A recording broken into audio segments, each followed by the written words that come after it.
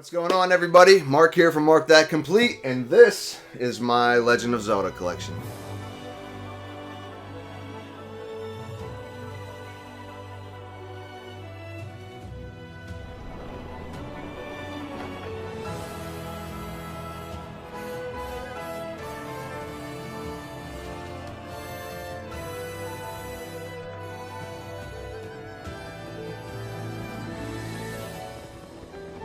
As always, guys, please make sure to leave me a thumbs up if you like the video and hit the subscribe button. It helps me out a lot. So without further ado, let's get straight into this one. So if you're a giant Zelda fan like I am, then I don't even need to tell you about how expansive the lore and the world and just the overall story of Zelda is, right? Spanning over 35 years now of stories in different games, whether it be mainline titles or spin-offs. It's a massive series, it's a massive success, and it's my favorite series of all time. As you can see, I've built up a pretty nice collection here. I do not have everything. There are a few things I still need to get, a couple games here and there. They are on my list. I will be getting them eventually, and I'll make pickup videos whenever I get them. I know exactly what I'm missing, trust me. So let's start right off with the games, and then we're going to go after that into the collectibles. Alright, so first up with the first few games in the series, we're obviously going to start with The Legend of Zelda itself. First released in 1985 on the original NES. I was not around for it, I'm a 90s baby, but the gold cartridge definitely stood out among the pack of all the other gray NES cartridges in the day, and it was obviously one of the most important games of all time, given that you could create your own adventure, go off on your own path, and do things as you chose to, which obviously led to Nintendo revamping the Zelda series back in 2017 when they released Breath of the Wild, kind of bringing this style of gameplay back, which divided players. Obviously, we have some people who still want the traditional Zeldas, and then we have people who like the new old school style formula Zelda. I prefer the traditional dungeon crawler from like the Twilight Princess era, but this is a pretty great game all in all. Not too difficult, but there's a lot of things in here that they've carried over ever since, even into Tears of the Kingdom, such as the Gleeoks, the three-headed dragons. Next up, we have the Legend of Zelda Collector's Edition promotional disc here that had a playable demo of Wind Waker. It's very cool, it's very rare. This cost me like $150 to pick this up.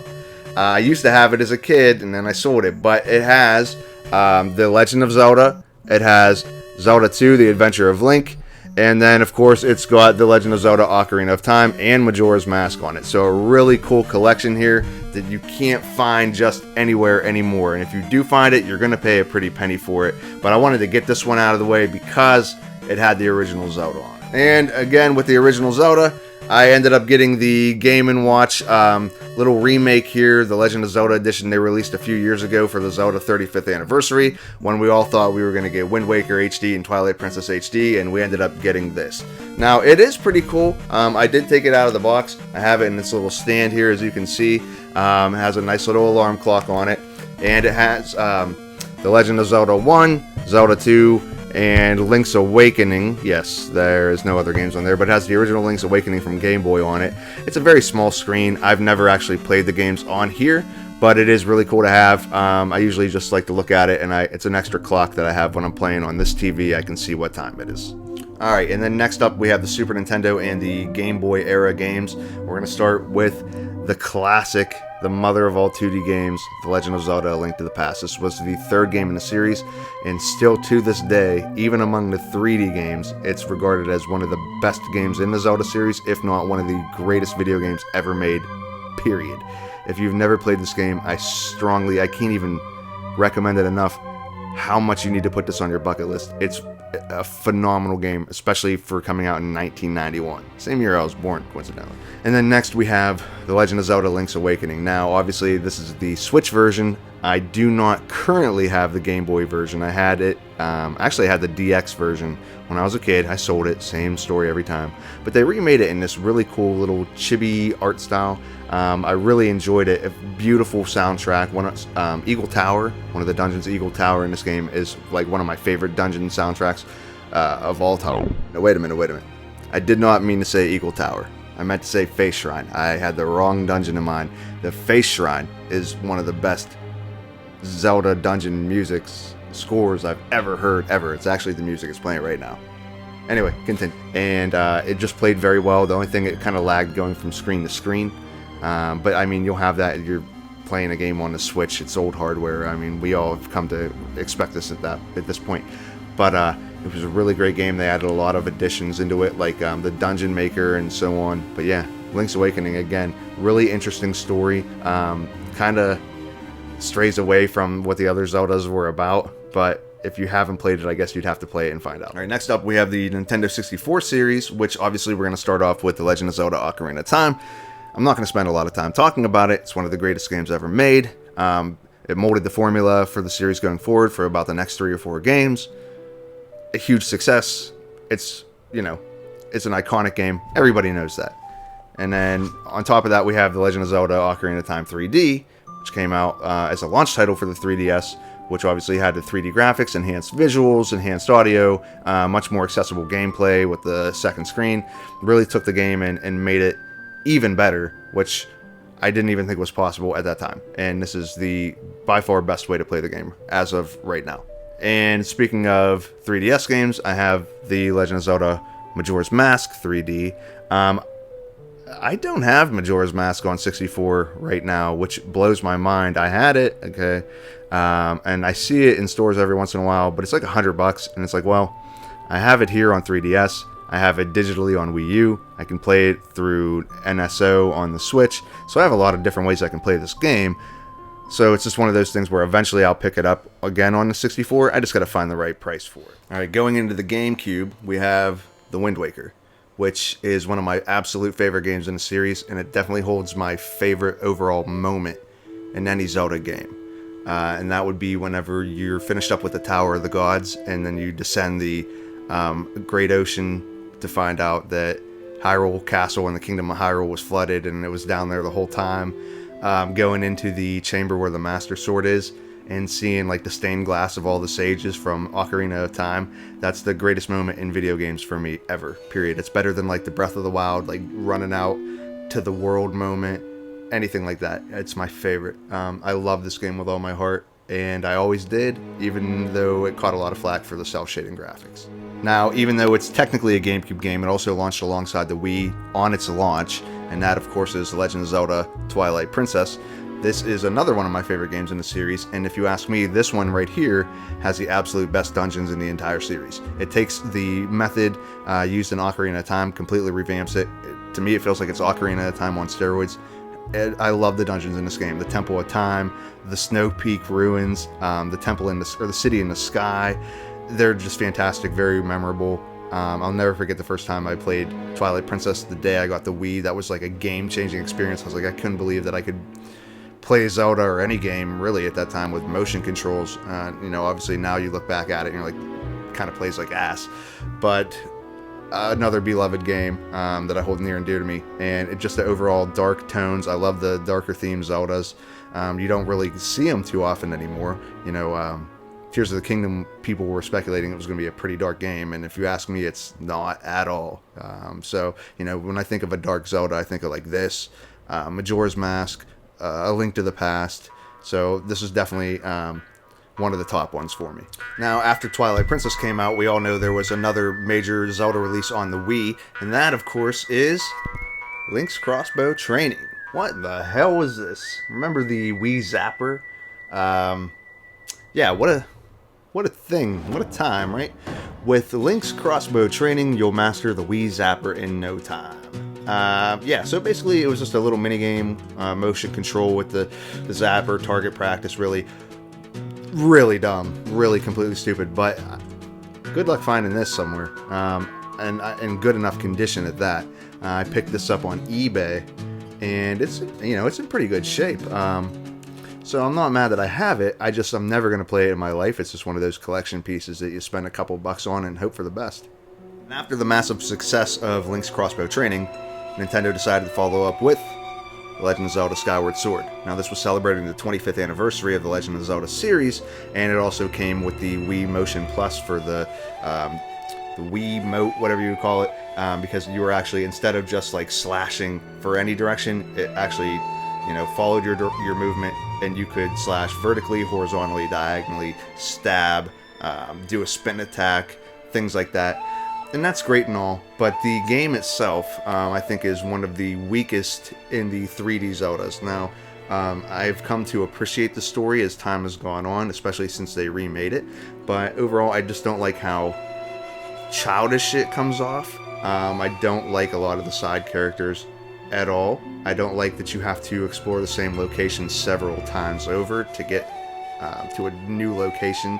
It just felt very rushed to me, as far as the overall goes, but obviously they were focusing on the fact that you had the Sky World and then you descended below, and obviously this being the first game in the series canonically, it definitely does hold its weight. It does mean a lot, and like I said, I've grown to like it, but this particular version on the Wii itself could probably just stay back in the past now that it's on Switch. Now, The Legend of Zelda is my favorite series, obviously, right? However, every family has the odd one, and of course I'm talking about these two things right here, right? You have Phantom Hourglass and you have Spirit Tracks. If you like these games, you're absolutely entitled to like these games. They are, in my opinion, garbage. They're horrible. You have to play 20-hour campaigns with a stylus. That sounds miserable. Not only that, but you have to look at graphics to look like a 6-year-old developed the game. Terrible. Now, Spirit Tracks, I'll give it the benefit of the doubt. It had better dungeons. It had a lot better boss fights. But this game over here is so bad, in my opinion. They should just leave this in the dirt and never think about it again. I could see them remaking this potentially, but the whole train idea really also, in my opinion, sucked. So yeah, these games, I did finish them just to say I finished them, and I'll never play them again. At least on DS. Maybe if they remake them, sure, I'll give them a shot, but not on this. No way. Alright, so now that brings us to the Wii U, and we have Wind Waker HD and Twilight Princess HD. Wind Waker HD, in my opinion, is one of the most compelling, beautiful HD remasters of all time. This was made in 2013, it's 2023 now, so 10 years later this game still looks absolutely incredible. So it took everything that made Wind Waker so special, and it just made it even prettier. And this actually fixed up the Triforce quest toward the end of the game, the very tedious quest that required you to pick up the Triforce shards in the ocean. This made it a little more streamlined, much more easier to take in. Because when I was a little kid, I did not finish Wind Waker on GameCube because of that. I got to that point and I just called it quits. This, obviously now in my 30s, well, I was in my 20s when this came out, it made it easier, and I finished it, and I think I've played this game like 10 times over now. Absolutely love it. And then you have Twilight Princess HD on the other hand. Same idea. Took everything and made it better, but it didn't feel as HD-ish as the Wind Waker did. Now it's definitely a huge step in the right direction. It's crispier, but it doesn't pop for me like Wind Waker. And I would prefer to have this on my Switch. If I had to choose between this and Wind Waker to be ported over to the Switch, I would prefer it to be this one. Maybe they polish it up a little bit more. But again, it's still my favorite game in the series. And yeah, I like playing it on the Wii U now. And like I said, I have no reason to go back to the Twilight Princess on Wii. And then lastly for the Wii U, I have Hyrule Warriors. I also have this in the Definitive Edition on the Switch. I do not have the 3DS version, and that's because I have the Definitive Edition on Switch, so I really don't need it. But Hyrule Warriors, it was a good game. I don't care for this one as much as Age of Calamity. If it's non-canonical, then it doesn't do anything for me. Gameplay-wise, though, it's fun. I'm a fan of the Warrior series to an extent. I'm not a diehard, but this one, of course, it was an obvious pickup, and there's so many different characters and all kind of different things in this game, so it's definitely a cool game. Next up we have Legend of Zelda: Link Between Worlds, released exclusively on the 3DS in 2013. This game is freaking awesome. It's like a Link to the Past on steroids. I keep using that analogy, but in a couple instances in the Zelda series, it's a perfect analogy.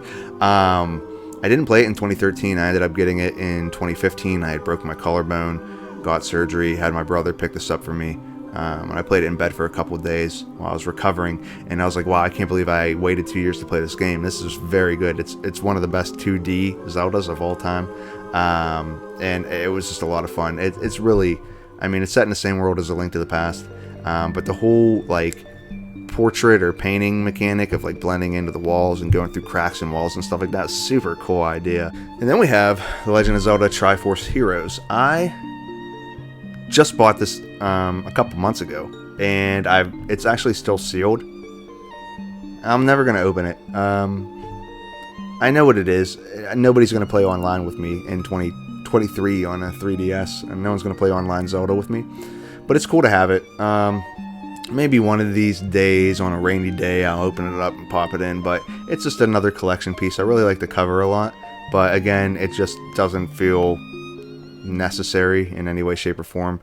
It's kind of like the Metroid Prime Federation Force of Zelda. It's just another game, a multiplayer game to push out on the 3DS, but it's cool nonetheless. Alright, we only got a couple more games in the collection. They're all on Switch, and we're going to start off with Skyward Sword HD. Skyward Sword HD, again, this is the game, this is the remaster that really made the game itself grow on me.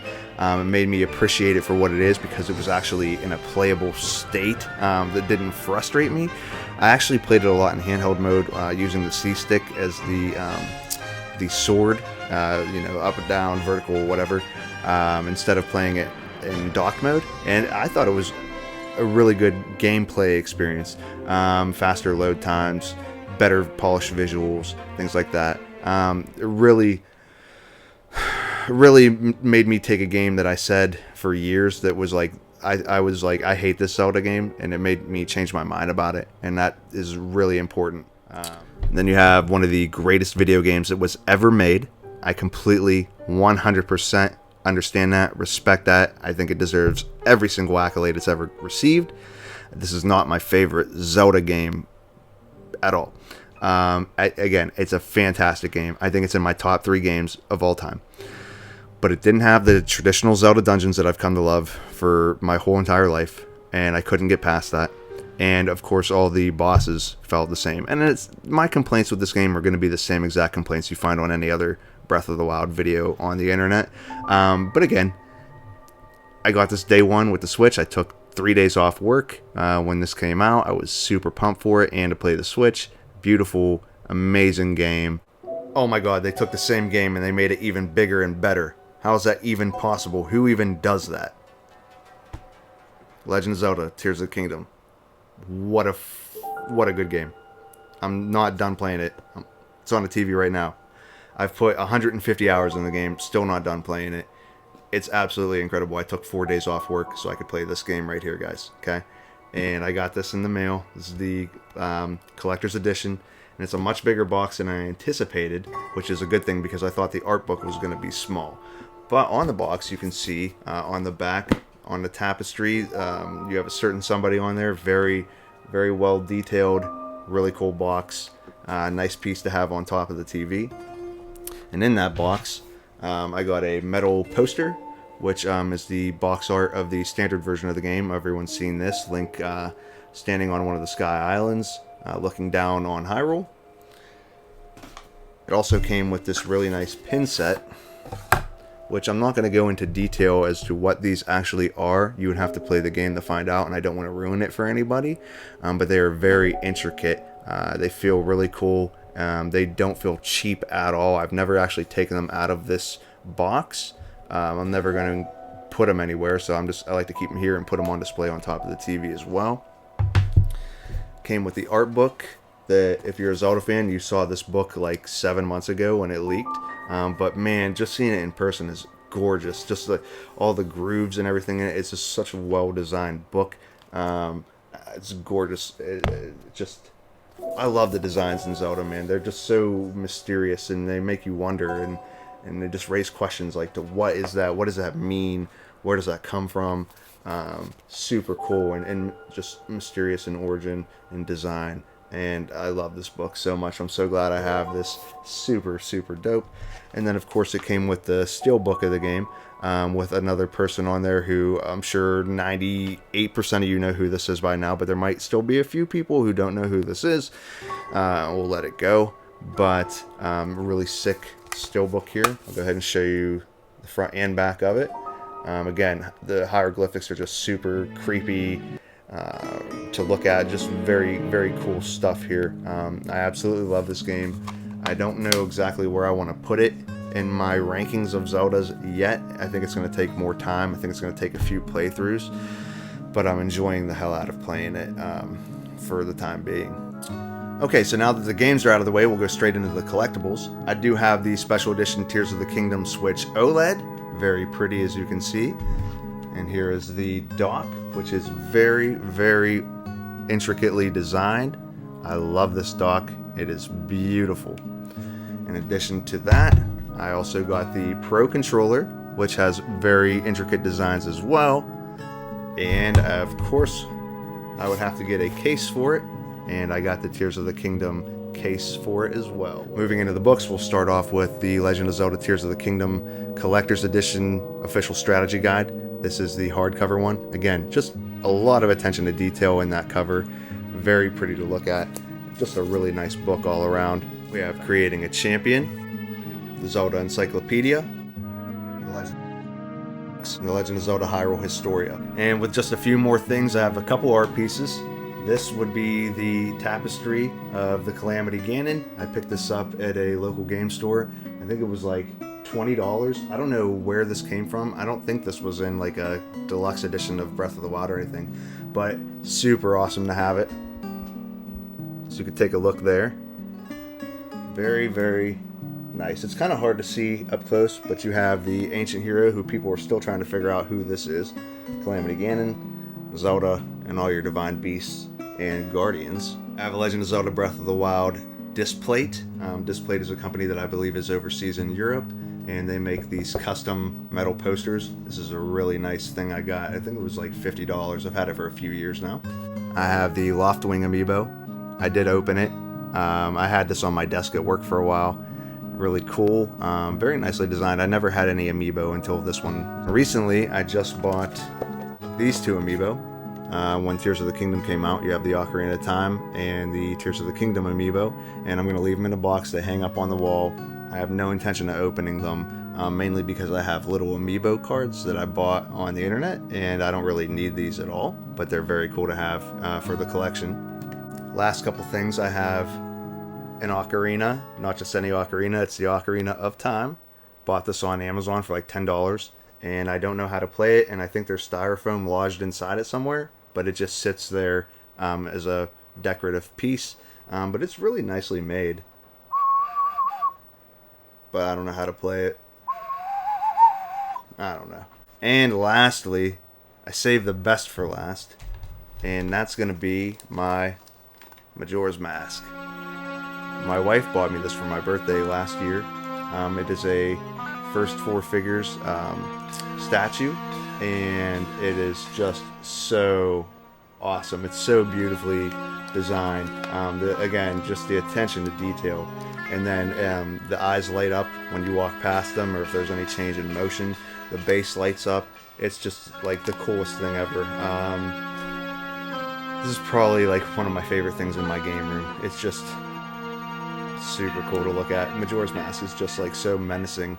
I have like family members will come over or something like that, and they'll come up here and they're like, what in the hell is that thing? It looks like some kind of witchcraft or something. I have to explain it.